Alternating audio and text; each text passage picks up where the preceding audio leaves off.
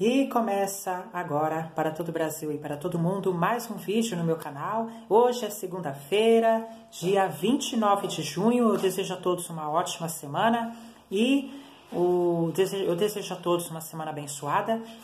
E o tema de hoje é a Universidade e Igreja na América Espanhola. Esse é o tema de hoje. O objetivo da aula é compreender os aspectos da concepção de universidade na América Espanhola no período colonial. Então vamos lá. A compreensão do processo de instalação e organização das universidades da Igreja na América Espanhola no século XVI exige a descrição, mesmo que resumida, do cenário que estas instituições, quais? A Universidade e a Igreja, estavam inseridas no ambiente da Península Ibérica. A Península Ibérica, ela está situada lá no extremo sudoeste da Europa, tá? É uma porção de terra. Então, para a gente compreender o processo que levou à instalação e à organização das universidades e da Igreja na América Espanhola do século XVI, é necessário a gente exige uma descrição, mesmo que resumida, do cenário que essas instituições estavam inseridas no ambiente da Península Ibérica. O nascimento e o fortalecimento das cidades europeias entre os séculos XI e XIII constituíram um dos componentes determinantes na criação, na concepção e na instalação das primeiras universidades do período medieval. Então, o que levou a ser instalado as primeiras universidades do período medieval foi o nascimento e o fortalecimento das cidades europeias. Essas instituições surgiram com pretexto. Olha qual foi o pretexto. Olha qual foi o pretexto de ter surgido essas instituições. Qual foi o pretexto de ter surgido a universidade? Foi em ocupar um espaço na organização social. Foi esse o pretexto, né? Eles falaram, não, vamos criar a universidade para ocupar um espaço na sociedade, dando voz a uma nova classe de artesãos urbanos, os denominados intelectuais, cuja matéria-prima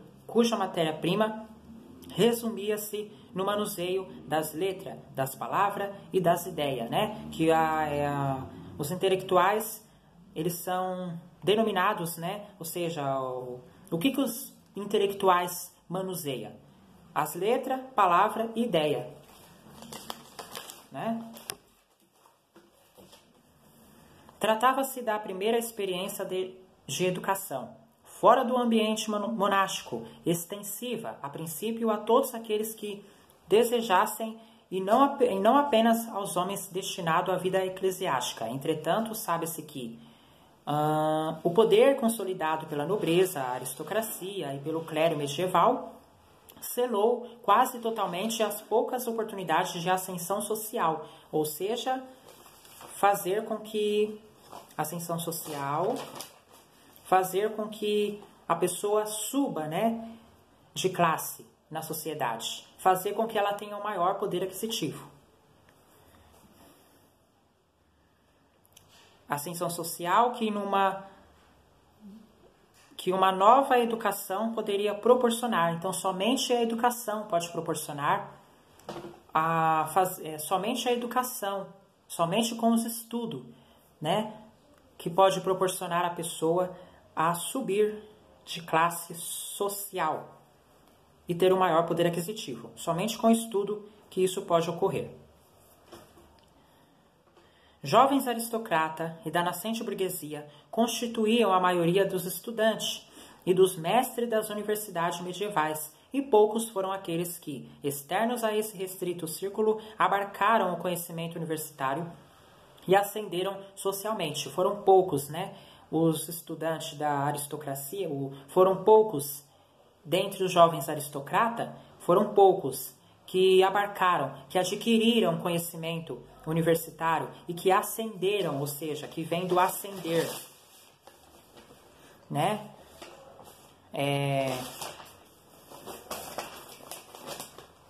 Que ascenderam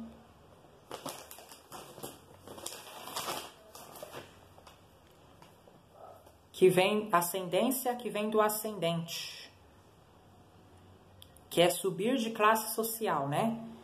E tem o descendente, descendente, que é descer de classe social.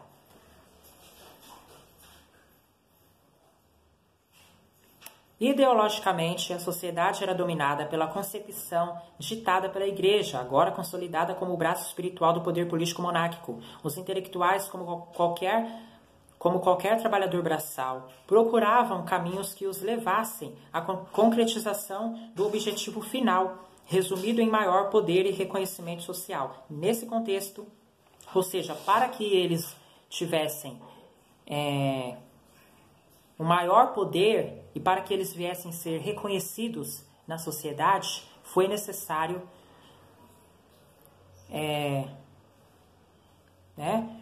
foi necessário a educação, os estudos.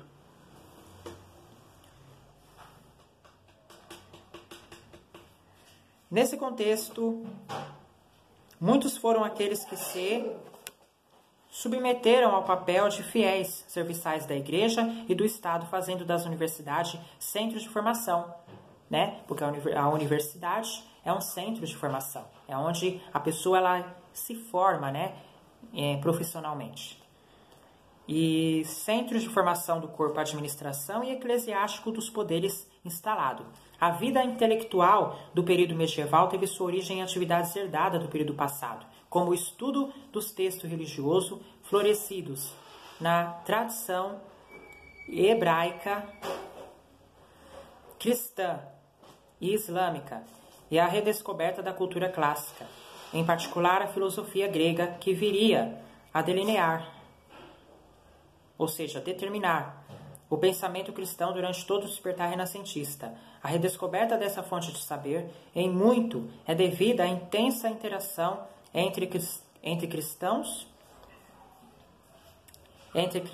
e mouros na Península Ibérica, de quem os intelectuais europeus receberam as obras gregas traduzidas pelos cristãos novos, após a reconquista dos territórios ocupados pelos muçulmanos. Então aí, né, foi graças a essa intensa interação entre cristãos e mouros na Península Ibérica, foi que houve a redescoberta da cultura clássica e da filosofia grega, né?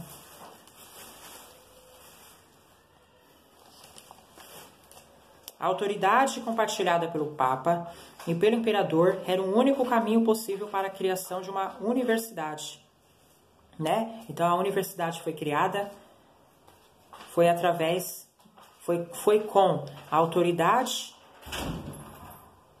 do Papa e do Imperador foi que foi criado a universidade.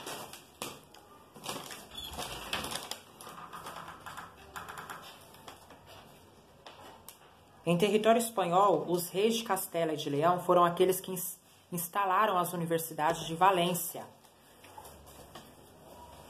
século XIII, e Salamanca, no ano de 1218, as quais eram as únicas organizações com autoridade de conferir títulos acadêmicos em nome do Papa e do Rei. As universidades criadas pelos espanhóis, fora do continente europeu, eram exceções no contexto da ocupação das novas terras, ou seja, eram regalias no contexto da ocupação de novas terras. As universidades criadas pelos espanhóis fora do continente europeu, por quê? Por que as universidades foram criadas? Por que as universidades criadas pelos espanhóis foi fora do continente europeu? Por que foi fora do continente europeu?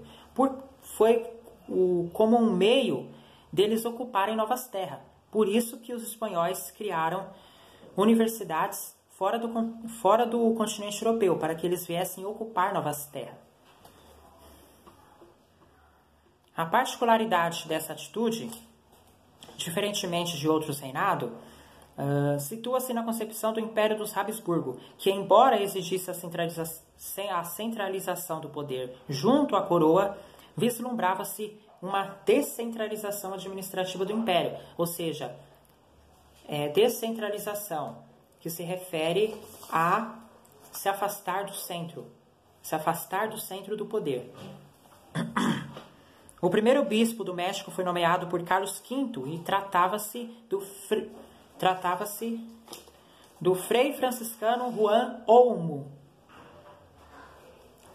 que imediatamente após sua chegada iniciou a instalação de uma universidade na cidade do México, processo que se consolidaria 15 anos depois, em 1551, por meio da expedição. Né? Então, foi Frei franciscano Juan Olmo que imediatamente após a sua chegada no México, ele iniciou a instalação de uma universidade na cidade do México, né?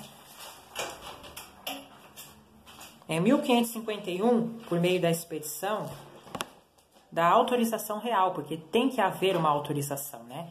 O mesmo imperador Carlos V foi responsável pela autorização da criação da Universidade de Lima, a primeira do novo continente instalada nas dependências do Convento do Rosário. Convento é uma habitação de uma comunidade religiosa, onde só os religiosos habitam nesse lugar. E rosário, o que significa rosário? O Santo Rosário é uma prática religiosa de devoção mariana, muito difundida entre os católicos romanos, que o rezam tanto pública quanto individualmente. As universidades foram outorgadas, foi permitido os mesmos privilégios e regalias da Universidade de Salamanca, cuja principal finalidade resumia-se em educar os filhos dos conquistadores. A instalação da universidade em Novas Terras trouxe a cultura europeia. Então, o que trouxe a cultura europeia e a sua fé cristã foi a instalação das universidades em Novas Terras. Foi um meio de trazer a cultura europeia e a sua fé cristã.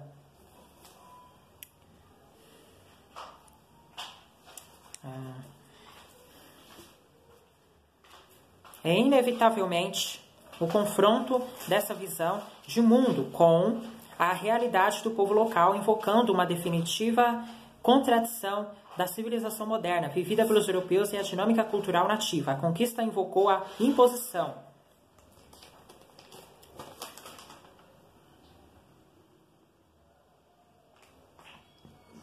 Ou seja, é uma ação de impor, determinar, estabelecer, obrigar a aceitar dos novos hábitos, incluindo o idioma a ser cultuado nas novas terras. É sabido que a influência linguística nunca pode ser unilateral, fruto de uma única fonte, mesmo que este seja imposta pela força dos argumentos ou pela imposição das armas. Que bom idioma o meu, que boa língua herdamos dos conquistadores torvo. Torvo. A palavra torvo significa sinistro, horrível, terrível, pavoroso. Estes andavam a passos largos pelas tremendas cordilheiras, pelas América encrespada, buscando batata, feijõezinhos, tabaco negro, ouro, milho, ovos fritos, com aquele apetite voraz que nunca mais se viu no mundo. Tragavam tudo, religiões, pirâmides, tribos, idolatrias, iguais a que eles traziam em suas grandes bolsas. Por onde passavam, a terra ficava arrasada. Mas caíam das botas dos bárbaros, das barbas, dos elmos, das ferraduras, como pedrinhas, as palavras luminosas, que permaneceram aqui resplandecente, o idioma. Saímos perdendo, saímos ganhando. Levaram o ouro e nos deixaram o ouro. Levaram tudo e nos deixaram tudo. Deixaram-nos as palavras.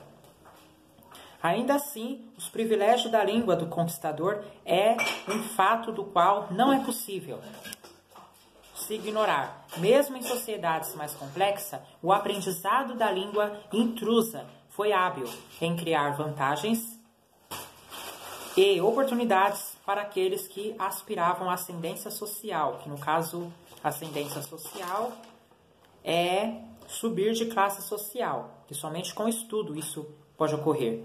E tem a descendente, que é descer de classe social. Porque da mesma forma que você sobe, você também pode descer. Então, que nem eu falo, que nem diz, né? Para você ser uma pessoa famosa, não é difícil. O difícil é permanecer na fama. Para ter sucesso, não é difícil. O difícil é permanecer com o sucesso, né? Então, você subiu, né, de classe social, parabéns, ótimo. Continue assim, tá? Continue. Vamos lá. Continuando. Durante o período em que estavam a caminho da América, a Península Ibérica experimentava um período singular na história. A reconquista dos territórios ocupados pelos Mouro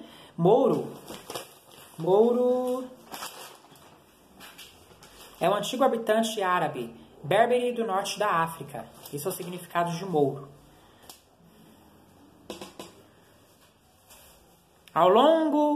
Os longos períodos de luta levaram ao conceito unânime no qual a fé poderia, se a situação assim exigisse sua propagada pela força do confronto. Unânime. Que está em conformidade com todos os demais. Que está de acordo, né? Esse é o significado de unânime. Vamos lá. No reinado de Fernando e Isabel, a tolerância com os não cristãos atingia seu nível mais crítico e este cenário refletiu-se e influenciou decisivamente as atitudes dos colonizadores nas Nova Terra. Em 1509, o rei Fernando havia legalizado um mecanismo no qual os índios conquistados eram distribuídos entre os colonos, né? O que é colono? Colono é aquele que é inserido em uma área juntamente com os outros e que ele possui uma finalidade de povoar. O negócio dele é povoar. Povoar e explorar. Assim como conviver e ser membro de uma colônia. Tá? Ser membro de uma colônia. Os quais tinham poder vitalício sobre eles. Vitalício que dura ou é destinado a durar a vida toda.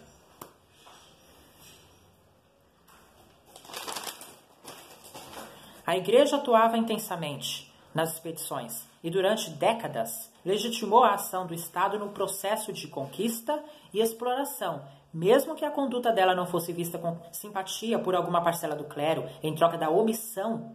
Recebia como pagamento do conquistador não só o financiamento das campanhas evangelizadoras, como também o compromisso desses em promover a fé cristã e a consequente conversão dos habitantes locais. A palavra omissão é um ato ou efeito de deixar de lado. Deixar de lado. Desprezar. Ou esquecer.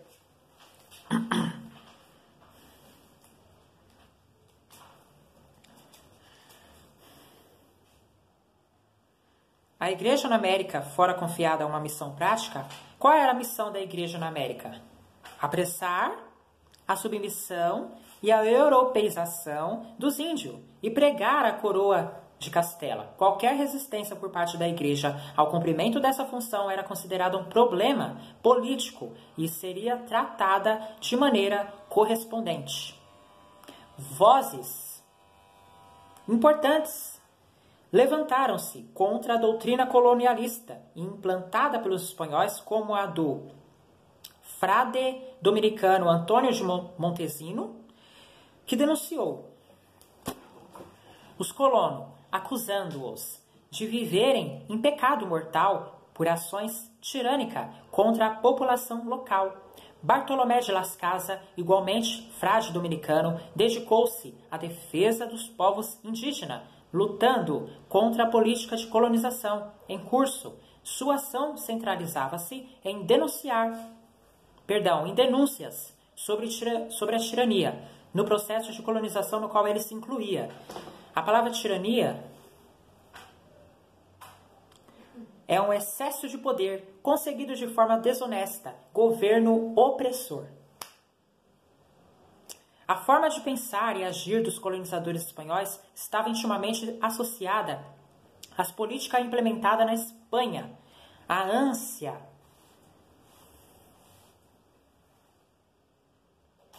em aniquilar a cultura religiosa dos habitantes locais por ignorância ou preconceito era alimentada pela prática inquisitória, que se fortalecia na Península Ibérica, regada à manipulação dos símbolos religiosos e a imposição de uma ideia única de crença e fé. Aniquilar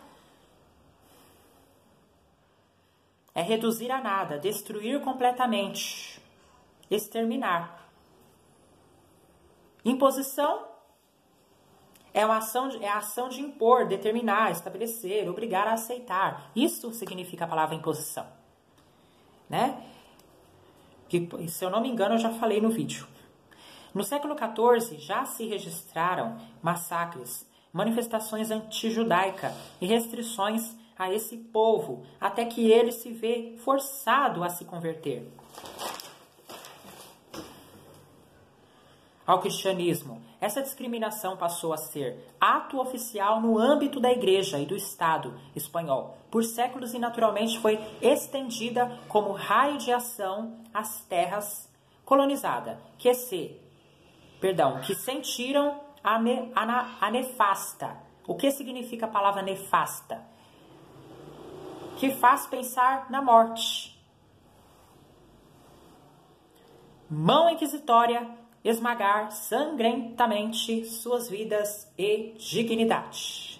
A Igreja viria a iniciar seu processo de consolidação em terras americanas, assim que transportou na Península Ibérica a concepção política dominante na esfera eclesiástica para as novas terras, além da posse das propriedades, terras e dinheiro herdados em grande escala de colonos, em troca de favores espirituais, fontes financeiras provinda do trabalho agrário em colônias indígenas, o dízimo exigido e recolhido como forma de saldar dívidas espirituais, fizeram da Igreja uma quase instituição financeira.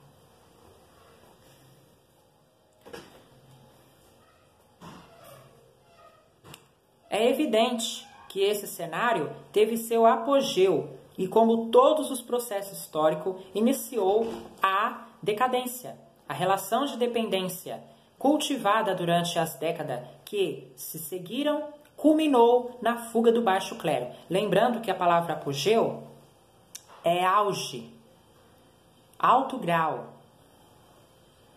E culminou. O que significa a palavra culminar?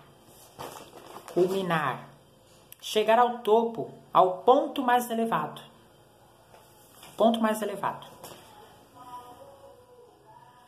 Que se seguiram culminou na fuga do baixo clero para a trincheira da insurreição, inspirando e fortalecendo a ação em favor da independência. Já no início do século XIX, o monopólio da riqueza, ou seja, monopólio, né?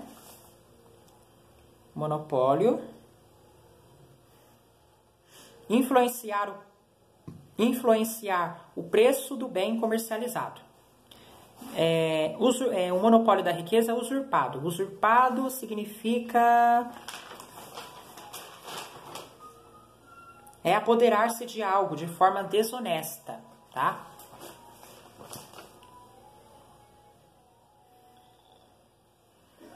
Usurpado pelo alto clero foi combustível para essa atitude extremada, embora pelos interesses de sobrevivência na nova ordem republicana que viria inevitavelmente. Ou seja, a palavra inevitável é uma coisa que não se pode evitar.